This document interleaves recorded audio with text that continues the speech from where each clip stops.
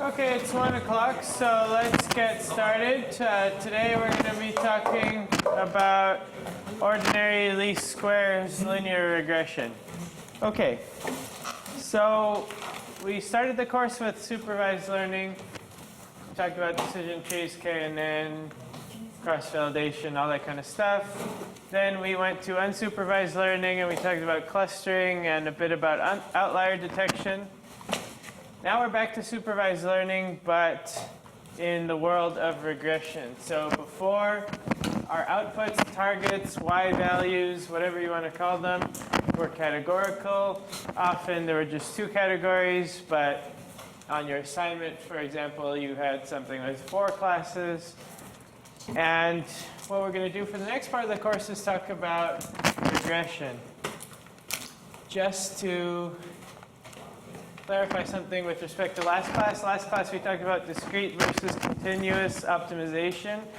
That is not this distinction. Right now I'm talking about the distinction between the output values, whereas the optimization issue is a distinction between the types of parameters, and we'll talk about that a little bit more today. So there's many regression problems you could think of. How does the rate or occurrence of lung cancer vary with cigarette smoking? How does your UBC GPA relate to your high school GPA? Can I predict your credit score based on various factors, income, etc., etc.? So how might we handle these labels that are numerical?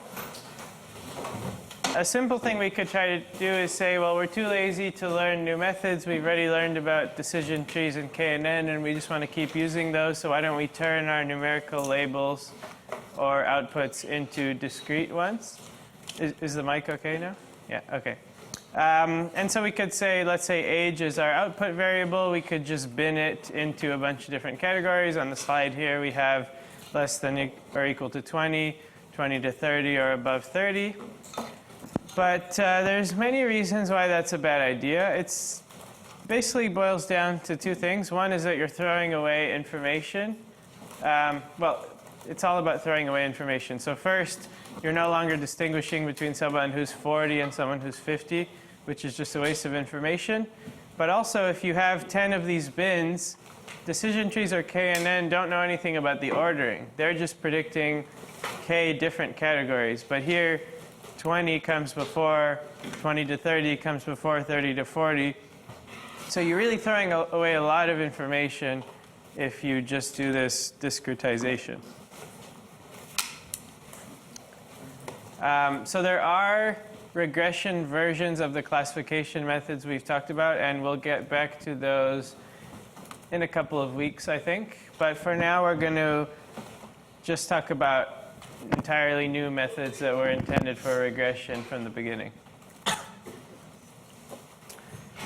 And in particular for today, we'll talk about linear regression, which is actually how a lot of courses start on the first day. But we are doing things in a bit of a different order.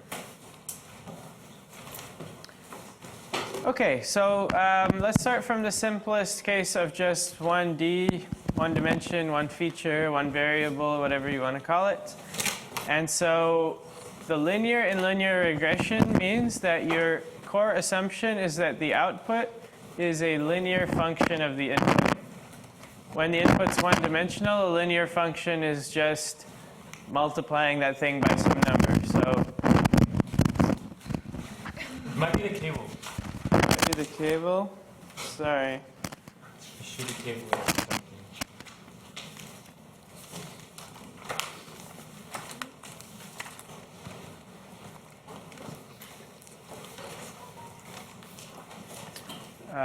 Maybe I'll just hold this.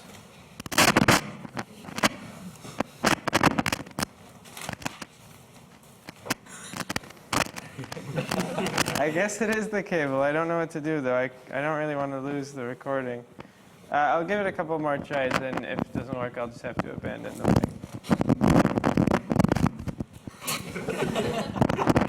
Okay.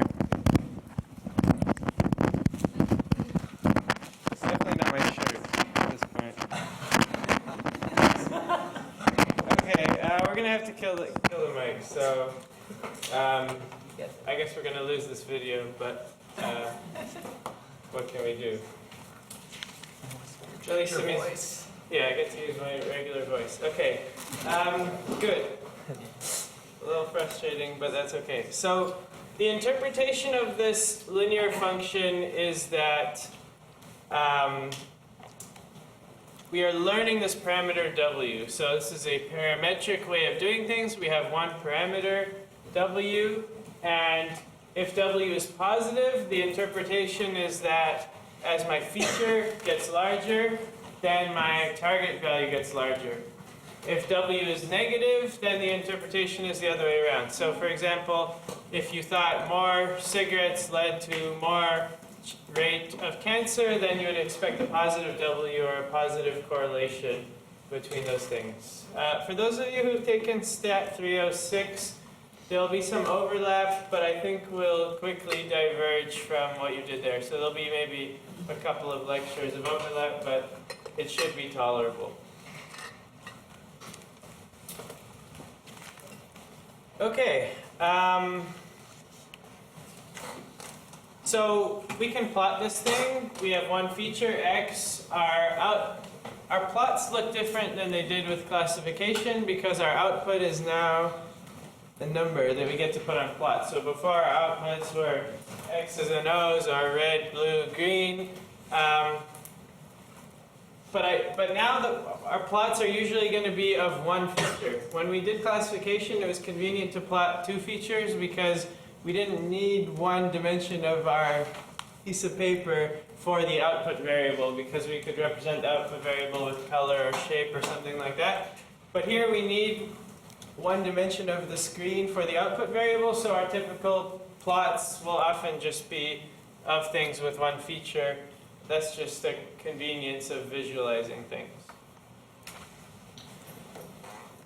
Again, for those who've taken Stat 306 or maybe are coming at this from another field or another approach, there's just a whole bunch of different terms for the same thing, and it's been driving me a little bit crazy over the last couple of years. So I actually have a blog post from a few weeks ago with just a giant list of these terms in different fields, especially statistics versus machine learning.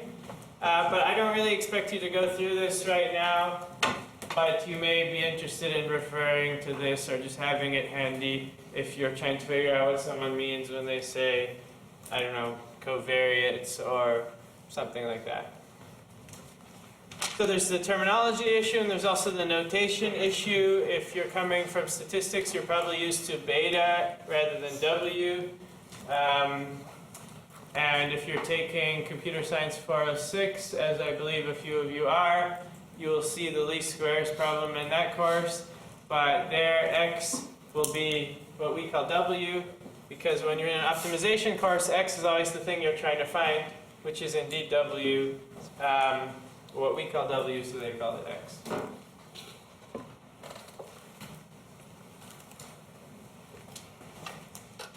Okay, so now I get to benefit from the fact that we had the optimization lecture before this lecture, so even if it was a bit boring last time, we can start talking about objective functions. So we want to write this whole thing as an optimization problem. We want to write down some loss or objective that measures how well we're doing, and then we want to minimize that loss with respect to W.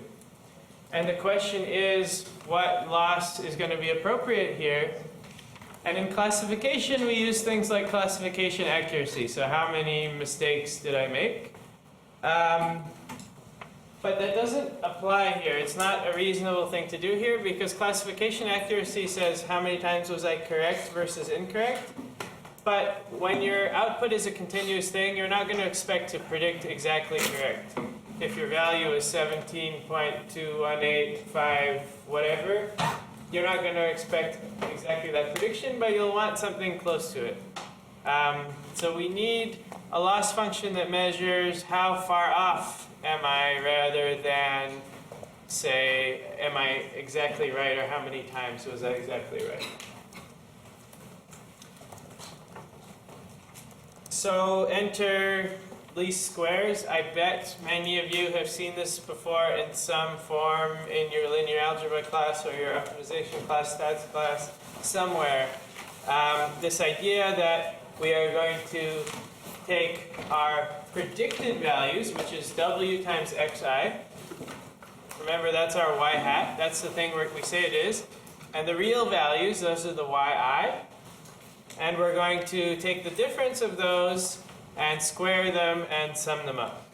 And so if the term least squares, it's called squares because of this squaring, and it's called least because we're minimizing this function with respect to w. Any questions or comments?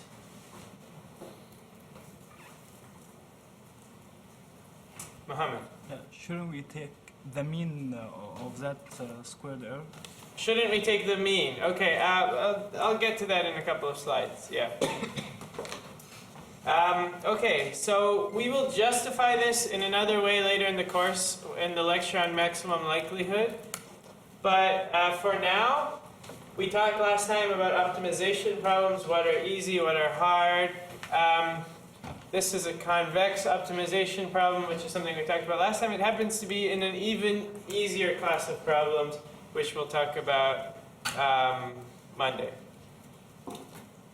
Okay, so visually, you have this line, which is your prediction for every possible x. And then you're only evaluating this loss function at the places where you have training data. You take the difference, all these little differences, square them, add them up, try to make that as small as possible. This particular line has a pretty low squared loss because all those little distances are pretty small. This line has a big squared loss because you have a bunch of bigger distances that are being squared and added up. And so your optimization algorithm would prefer the first line over this one, which is good because you want it to get you a line that fits your data well by the end.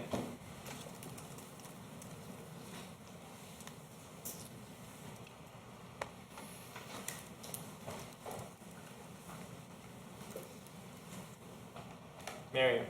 What is the good value of FW? What is a good value of W?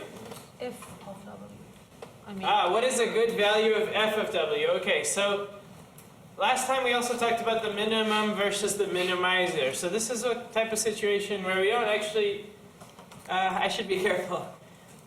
What we care most about is the minimizer, which is the w that is going to make this as small as possible. It's true that we may care about the minimum as well, the value of f, in the sense that it could tell us information about how well we're doing. So if the value is huge, then you say, I've solved the optimization problem, I've done my best, but it's still not very good. I can't give you an exact value like 1 is good and 3 is bad, especially because we haven't really tried to normalize this in any kind of way, and that relates to Mohammed's question as well. So we'll talk about that in a bit. But what we care more about the minimizer, the W. Yeah, what's your name? Amit. Amit. Yeah, is this loss function kind of prioritizing not having a lot of outliers? Or not having outliers? Great question. So Amit asked, is this loss function prioritizing not having a lot of outliers? So yes, this loss function is what I would say not robust to outliers. This loss function can cause the line to get pulled pretty hard by a single outlier because of the squaring. And we're going to talk about a lot of that in this course. So we're going to change the loss and think about how it changes the line. And that'll be one of the most important skills coming out of this course, is I just say, here's what I'm going to do, here's my loss, and you'll just try to be able to think about what the implications would be of those choices. Ali. So our linear model is y equals wx, right? Well, a linear model is y equals wx for the moment. We still need to generalize it to more features and add some bells and whistles. But so far, yes. Is one of those going to be, because I was wondering about the offset, like why it's Yeah, we'll get to that. Yeah. Okay, good. So this is now going to Mohammed's question. So the third entry here is the mean squared error, which was what Mohammed was looking for. And as far as the way we're going to think about things in this course, with maybe one exception, we don't really care what the minimum is. We only care about the minimizer, the W. So we can multiply by half, we can multiply by 1 over n. We won't be too careful about that in this course, as I said, except for in a couple of places. We'll just do whatever is convenient for what we're doing on that day. So on the bottom right, there's also, you're adding something, so plus 1,000. Again, that's not going to change the minimizer, so we can do that too if we want.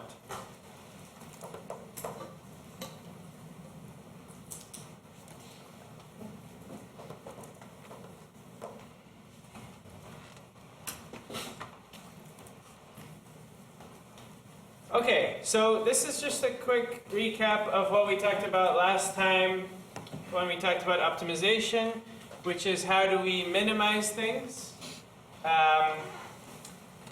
And the classic approach to this is take the derivative or the gradient as it's going to be in more dimensions, and we will find where that value equals to 0, and then we'll pick the smallest one out of those because we're minimizing, and we'll maybe also check that it's actually a minimum, which is something we didn't talk about last time.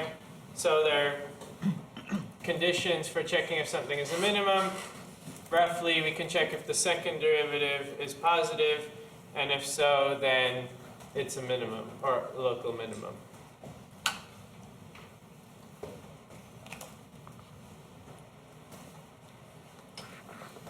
Okay. Let me see what's going on here. Okay, yeah, so I didn't mention it at the beginning, but this is one of those days, again, where I forgot to push the PowerPoint, and I'm presenting off the PDF. And these things are supposed to appear one at a time instead of overwhelming us with the whole thing at once, but that's okay, we can just, we can deal with it. Okay, so just looking at the top left, that should look familiar to you, just blocking out the rest. That's this sum of squared errors that we've been talking about. And we've put in that 1/2, as I said, it doesn't matter, 1/2 not, it's going to be convenient, so we'll just leave it in there for now. And moving to the right, we're just expanding out the sum. So we have a sum over n training examples. Each training example contributes to the loss. We want to fit all the training examples well, and so far we want to fit them all equally well. So we're just adding up their individual errors for a total error. So we have this sum of a bunch of things with xi, x1, y1, x2, y2, x3, y3, etc. So nothing too crazy there. And then imagine ourselves moving down from there on the right-hand side. So we're taking the derivative of this thing. And when we take the derivative of a sum of terms, then we can distribute that derivative into each term. And so we have, for example, 1/2 wx1 minus y1 squared. We take the derivative of that with respect to w, and we get w x1 minus y1 times x1. So this is a common place where people start to get tripped up in this course. All the derivatives, gradients, minimizations, everything, it's always with respect to w. And that's why I was saying in the optimization course, this is probably called x. In a way, that's natural in the sense that we're used to taking derivatives with respect to x. But here, we're really moving around in the world of w. So this loss, all the x's are fixed. There's no point taking derivative with respect to them. They're data points that we've measured. W is the thing that we can vary. And so we want to take the derivative with respect to w and set it to 0. And that's what we have there in the mid-right. And then we're collapsing that back into summation notation as we move to the left, and we have that expression for f prime. So any questions on this up to and including the second line?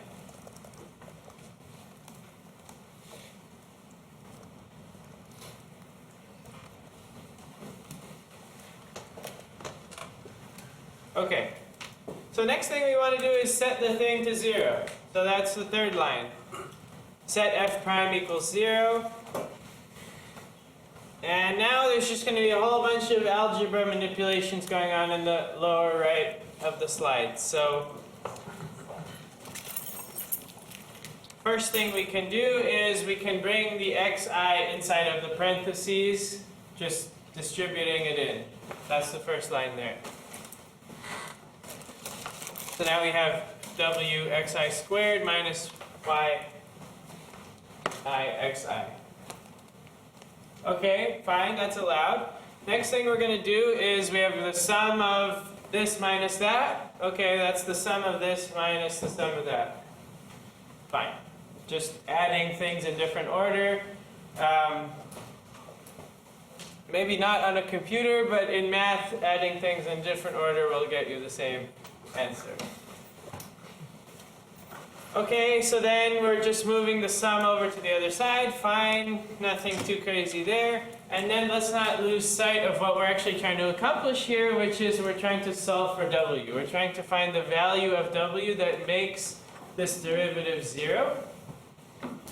And so we're going to bring out w from outside the sum. There's no w sub I, so the w is a constant with respect to the sum.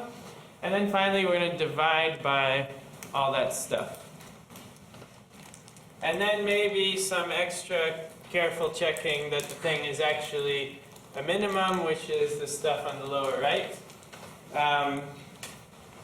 The way I like to think about it is, well, I don't know, my style is a bit more intuitive and a bit less precise. So the way I would think of it is, well, I'm fitting a line here.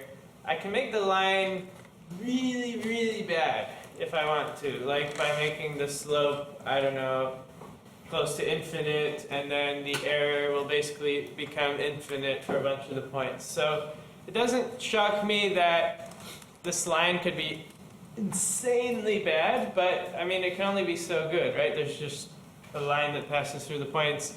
So the fact, if there's only one critical point where the derivative is 0, it seems to me like it's probably going to be a minimum, and the thing will go up arbitrarily rather than being a maximum, and the thing will go down arbitrarily.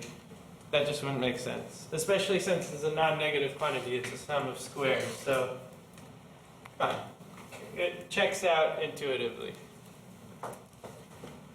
Okay, so this is actually, even though the math may not be that exciting to some of you, it's kind of a lovely result, because it says you give me any amount of data, 1,000,000 points, x, y, whatever values, and I'm just plug this thing in, boom, one line of code, done.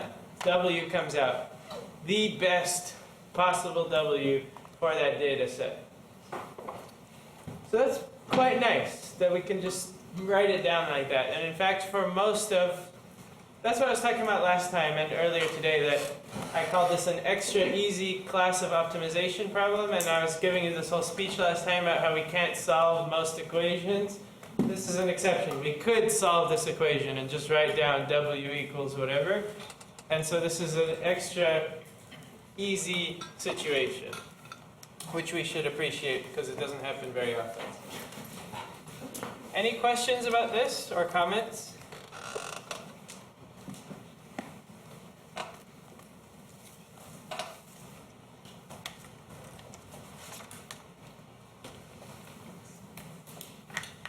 Okay, so motivation, yeah, right.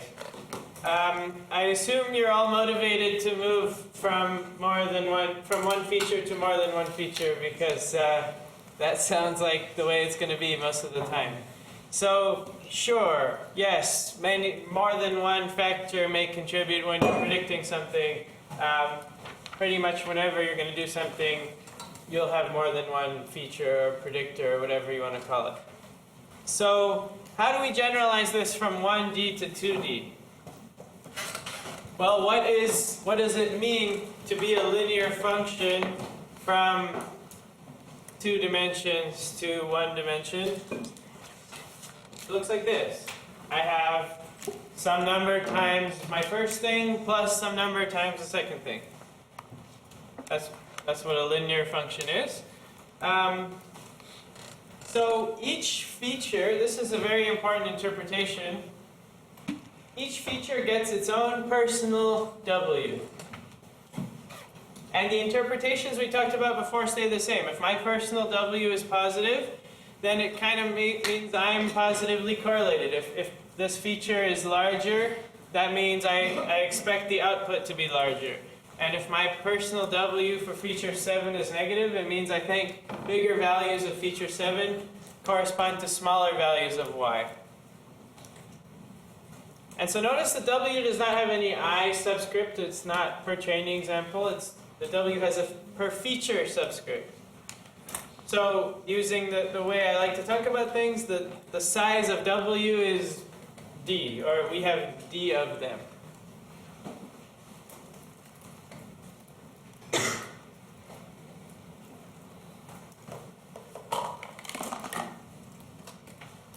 Okay, so we want to generalize this to d dimensions.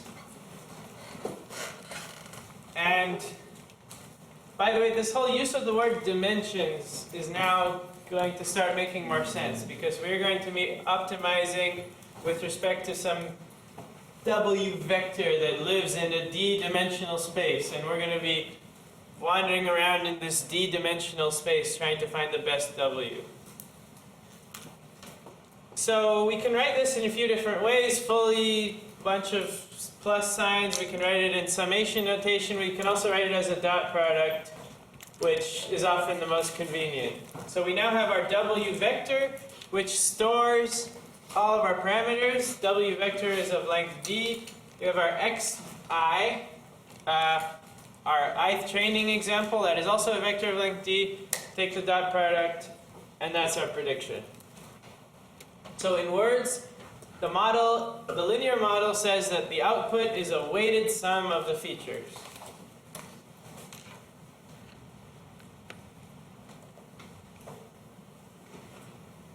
Questions on that?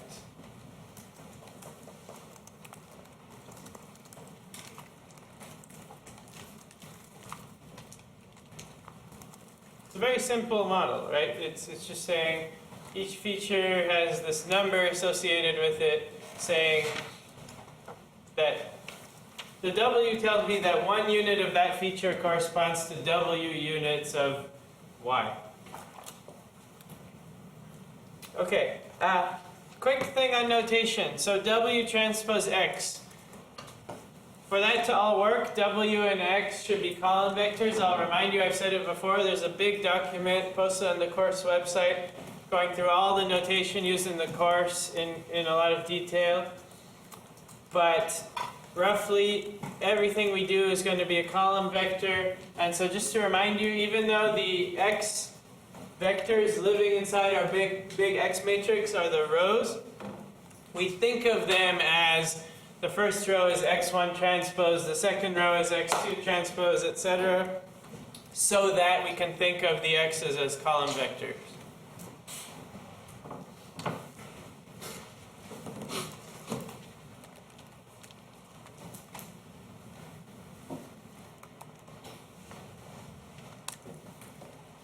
Okay, so here's our loss in d dimensions. It's pretty much the same thing as before, except instead of w times x, we have w dot product x, which is just multiplication, basically.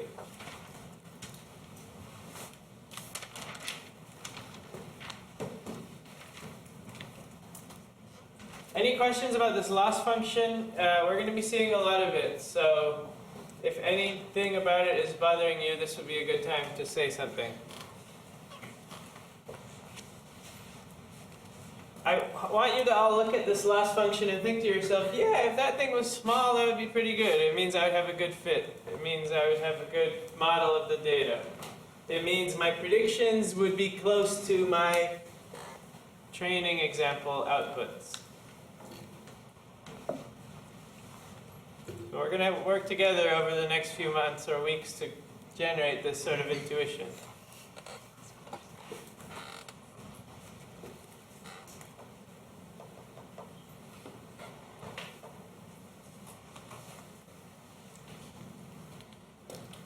Okay, so we did finding the best W in one dimension, and we had the big slide with all the stuff that wasn't supposed to be all there at once, but was all there at once, and we took the derivative of the loss, set it to 0, solved for W, and we got this great thing which is pretty but is not actually useful because you never only have one feature. So here's what we need to do when we have d dimensions. We need to set the gradient to 0, and you've all taken multivariate calculus, so that shouldn't be news to you. We want to find a critical point of this loss function. We need to set the gradient to 0, meaning gradient f of w equals the 0 vector, meaning all of the d partial derivatives equals 0. And this used to somehow fit here, but I made it into its own lecture, which is going to be on Monday, pretty much just dedicated to doing what we just did, but in d dimensions, because it's much more of a mess in d dimensions than it is in one dimension. And why is it a mess? You might be thinking, well, we did in one dimension, so we already know how to do it. We'll just do it for the first partial derivative, do it for the second partial derivative. We already figured out how to do it, why don't we just do it d times, right? And this is a very important point that I want you to really internalize, which is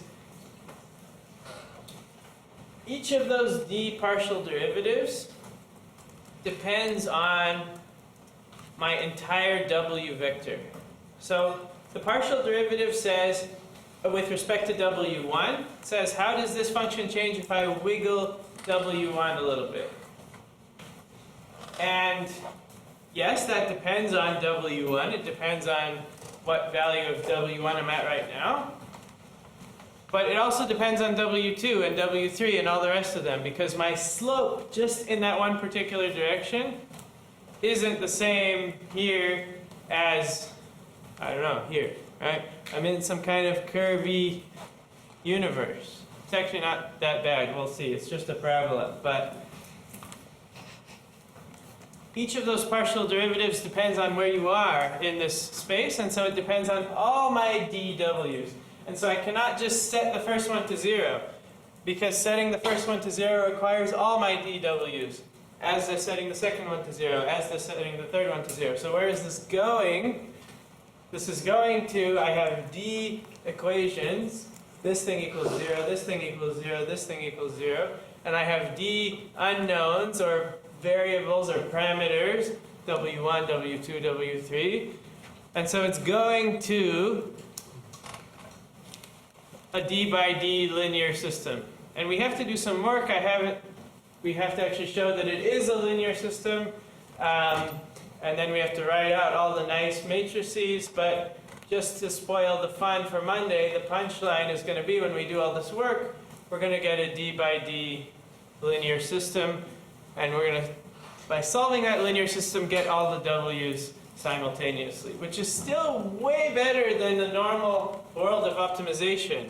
Right? It's still almost this thing that I told you never happens, where you basically just get the solution handed to you, because solving a linear system is not so bad compared to some of the things people do, right? But that's going to be it. There'll just be one more thing in the course that will be solved that easily, and then for most of the stuff in the course, we'll have to work harder to solve the optimization problem.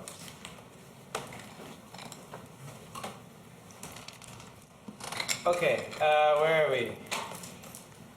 Right, this was Ali's question.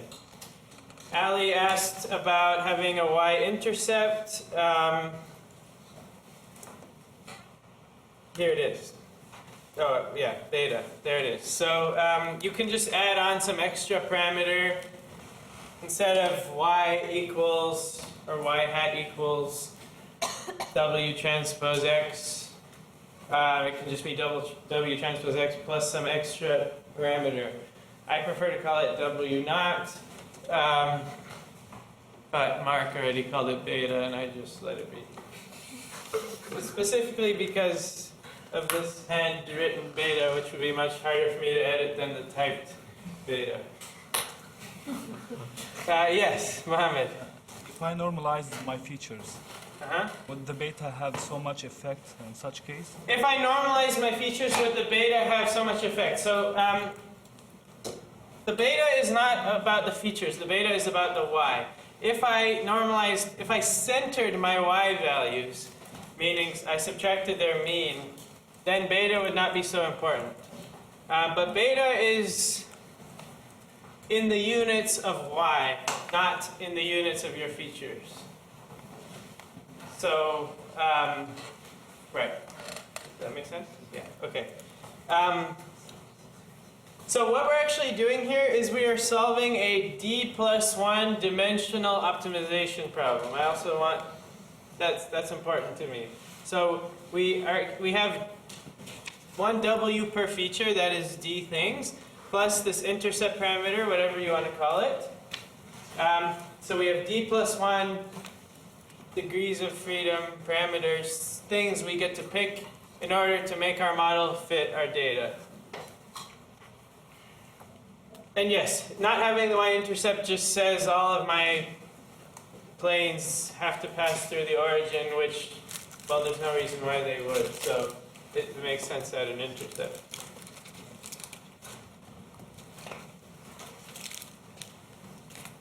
Okay.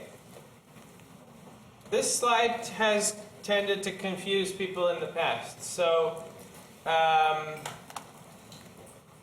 just put in the intercept thing, and then I kind of don't mention it again for weeks. And then you're wondering, why did I not mention it again? Because it's obviously very important. You can't not have it.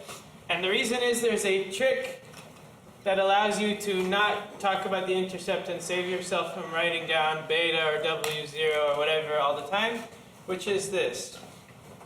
In this example, you have two features, d = 2 and n = 3.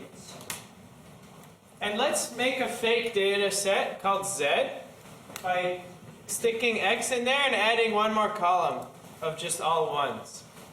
And let's just pretend that was our data set. So we're pretending we actually had 3 features instead of 2, and one of them is this made-up feature that's just 1 for every time. And then let's just say we're going to do linear regression without an intercept. Okay, fine. What does our model look like? Well, we have these, we're using v instead of w because we have this convention in the course that when we transform from x to z, we go from w to v. That'll be useful later. But we have v1 times our first feature plus v2 times our second feature plus v3 times our third feature, except the first feature is always 1 because we designed it that way. So we can just drop that zi1 thing, and we can say actually it's just v1 plus the usual linear thing with 2 features, and then you can rename v1 to beta. It doesn't matter, it's just the name of a free parameter, and then you get back to this intercept thing. So what this is saying is by inventing a fake feature that's always 1 and then doing your linear regression without an intercept, it is equivalent to doing the original thing with an intercept. And we can just pretend we're always doing this and then not have to keep track of the intercept and keep writing it everywhere, which will really be useful many, many, many times in the course. And also you might look at an implementation of someone's code and be like, why is there no intercept in this code? They're crazy. And then you look in some other part of their code and you see they're adding this column of 1s before they start.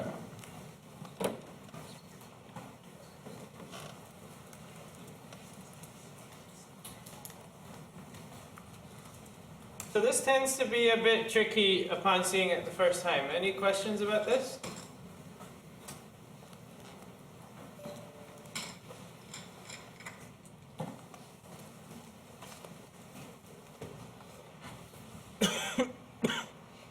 Okay, so don't leave because I want to do this, but today we talked about regression, meaning supervised learning with continuous output values. We talked about least squares, which should really be called least squares linear regression. I mean, least squares just said you have a loss that is something squared and you're minimizing it. But then what is it? It is a linear regression. And we mentioned gradients. But really on Monday we're going to do the most algebra-icky kind of lecture of the course to derive these normal equations, which should actually be fun, despite how I advertise it. So I'd